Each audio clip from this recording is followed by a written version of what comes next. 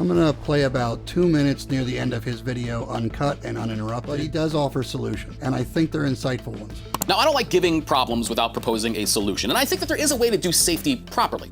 First, they gotta cut the clutter. The clutter is just way too much. I don't need to know about a chemical that can burn me that is actually 500 miles away and will never be on this job site. There's no purpose. Second, they have to shift the metrics to what actually matters. TRIR that debate's over. It's a useless metric.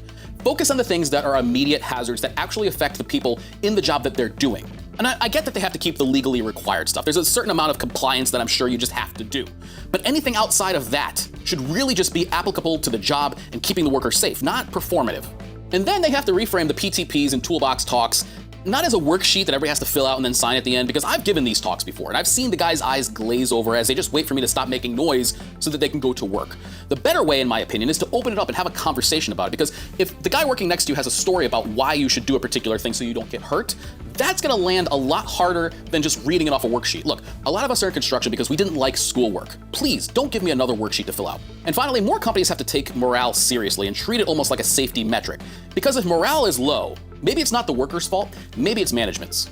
Too much safety crap leads to exhaustion and indifference, but a supervisor who actually listens to you, adapts plans based on different information, and actually proposes good ideas to keep yourself safe rather than just going through the motions and box checking, that improves morale, because you know that the guy who's watching over you actually has your best interest in mind, not just he's done all of his paperwork for the day.